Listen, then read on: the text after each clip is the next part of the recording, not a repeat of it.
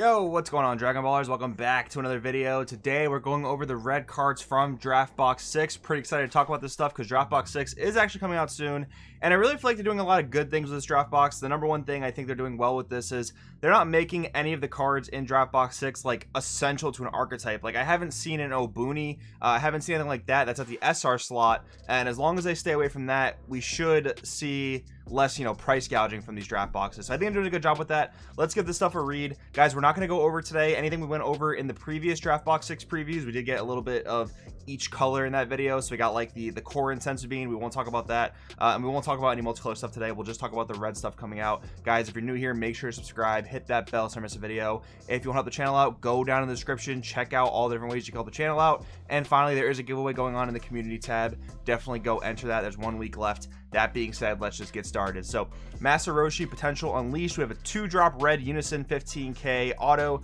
If your leader card's red and your opponent's life's at 5 or more, when this card is played, deal 1 damage to your opponent. So a lot of the stuff with this red stuff is burn damage. I don't love it. Burn damage is it's type of damage that usually is uninteractable in a lot of cases. I mean, certain cards you can counterplay and like prevent it, but a card like this, that you can't stop this in any way. I mean, luckily it is kind of prevented in a good way where it's only if your life's at 5 or more. Maybe this can go with like the red Gohan leader that burns as well, but some other stuff that burns that can't be interacted with is usually not very fun. But we'll read how they did it in this set. +1 activate main, this card gets plus 5,000 power for the turn. -4 activate main, this card gets plus 15,000 power and double strike for the turn. So very basic plus minus effects. I like that they're not very overpowered because once again the uninteractable burn damage here is probably strong enough. So we'll move on here. Son Goku off to defeat King Piccolo. We have a 5-drop deflect, triple attack, permanent. If your leader card is red, your opponent cannot block in response to this card's attack.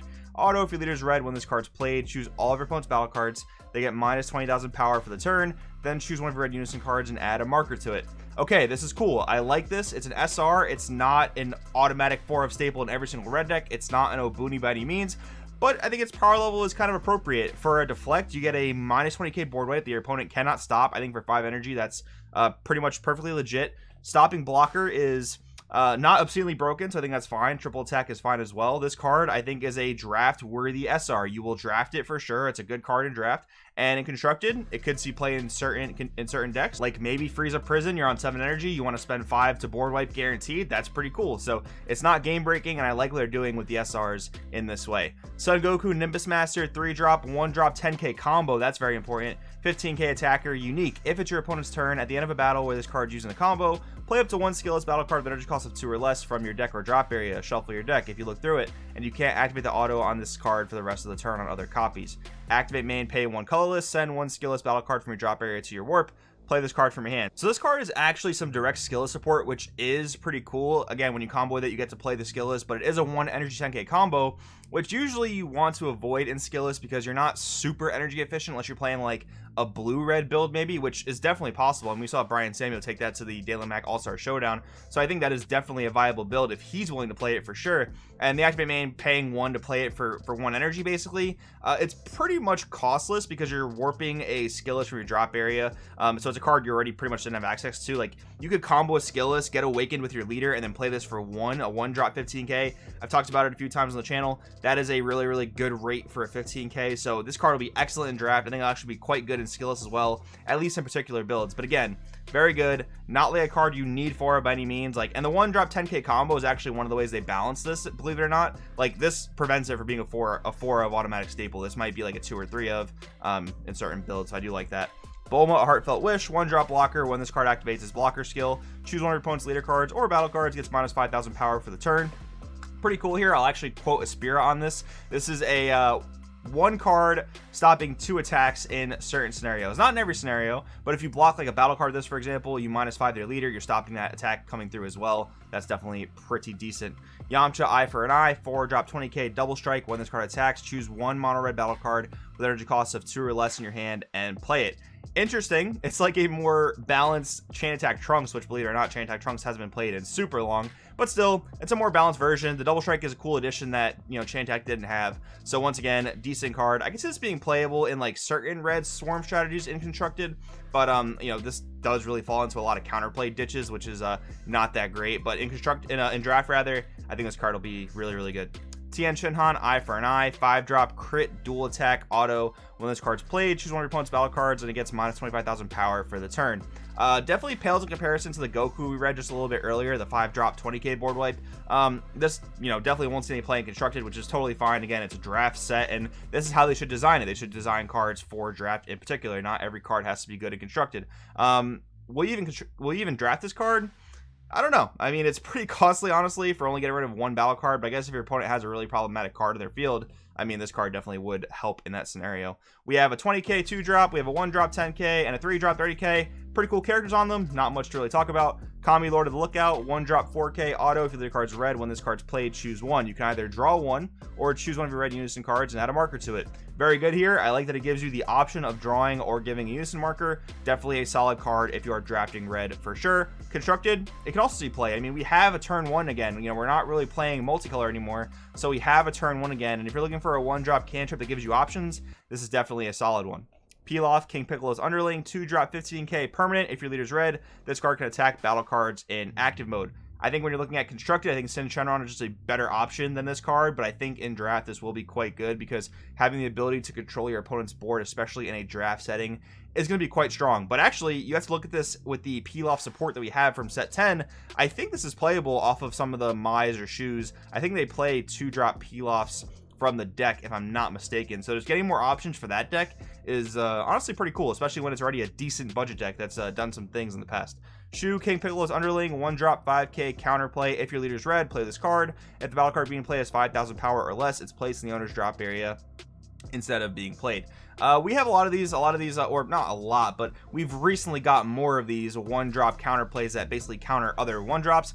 And it's just a good tool to have. Like, this isn't a card that will always be good, but it is a card I will definitely recommend picking up or playset of, especially for Constructed, because you never know when you're playing a red deck, and an effect like this is relevant. Like, we saw the Dodoria, I have it right here actually, Dodoria brimming with power that saw a lot of play over the weekend in like Gotenks and Majin Vegeta decks, and that's basically a counter to 2-drops as a 1-drop. So this is like in a similar vein. Definitely want to have it.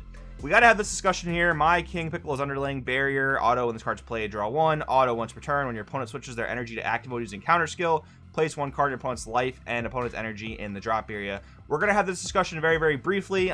We saw this is coming out for at least blue. It's most likely come out for all the colors, maybe not black, because sometimes black misses those silver bullets there. But we're going to have this discussion very quickly. I don't like this card's being printed. I really don't. I mean, I thought Bandai kind of learned their lesson with silver bullets like this with like Cronoa. I think barrier is the one thing that kind of puts this card over the top. Like, let's say you're playing Soul Striker or even Blue Baby, for example, you could pretty much just slam Crisis Crusher and this card really wouldn't be a problem. I mean, it would be annoying to have to play 4 Crisis Crusher, 4 off-color cards in your deck. That would be quite annoying.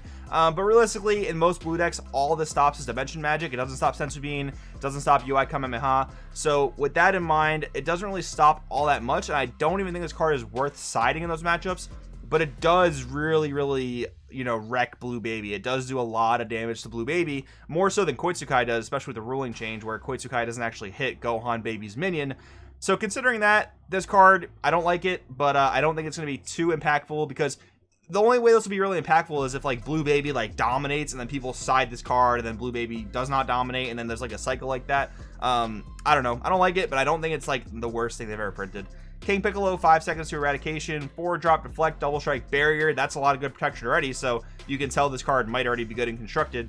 Permanent, if your leader card's red, your opponent can't activate blocker skills in response to this card's attack. Auto once per turn, if your leader card's red, when this card attacks, choose up to one of your red unison cards and add a marker to it. I do like that. Auto, add 1 card from light to hand. When this card attack is negated, deal 1 damage to your opponent. Interesting. Okay, so this is not like free burn, which is what we're used to seeing, and I like that because they gave this Deflect and Barrier, which is a lot of protection for most counterplays in the game, but they gave it a conditional burn where you have to actually take life, and that can become risky as the game gets prolonged and you start getting lower in life yourself. So when it gets negated, you can basically do a damage to yourself to do a damage to your opponent. I do like the trade-off, and this card is quite fair. I do like this card a lot. King Piccolo, Yearning for Youth, 1-drop 4K, auto. When this card's played, draw 1. Activate main once per turn, pay 2 red. If your leader card is red, this card gets plus 11,000 power and crit for the turn, and your opponent's life's at 5 or more, deal 1 damage to them. I can see this being playable in some burn strategy. The thing with this is it is a 1-drop that comes down early, and then later on you can use the activate main, so that does get around most counter plays.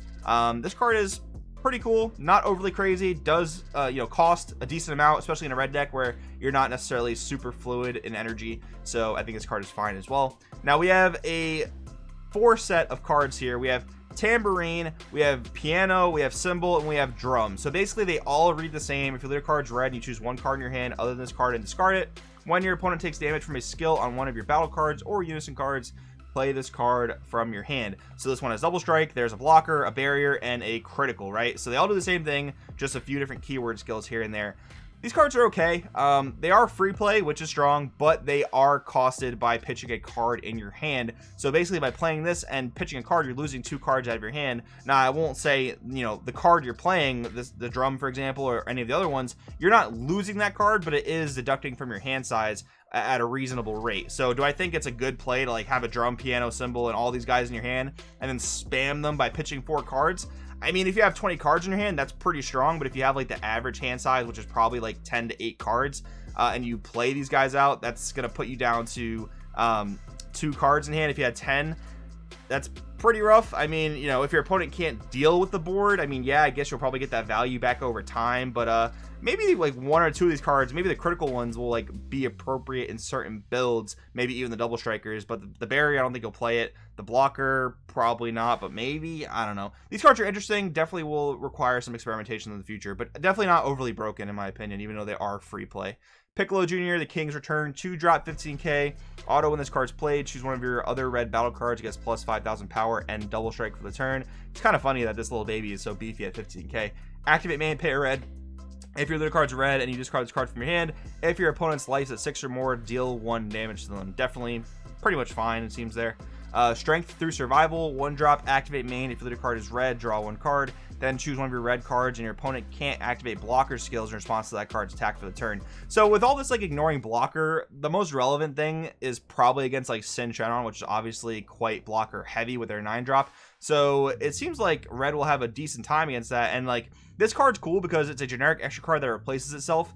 Being an extra card does make it a bit clunky, but it does give you an option against Sin if you're playing like any red deck, so that's pretty cool to consider there. The final blow, activate main / battle. If the leader card's red, you may choose one of your mono red battle cards, negate its non-keyword skills for the turn, give it minus 25,000 power. If you do, choose one of your opponent's battle cards and it gets minus 25,000 power for the turn. So basically some trade removal. You have to remove one of your battle cards, assuming it's under 25k, and then you get to minus 25 one of your opponent's battle cards. Nice thing is you can just choose like one of your weenies, like a 1-drop draw 1, and you use this on that.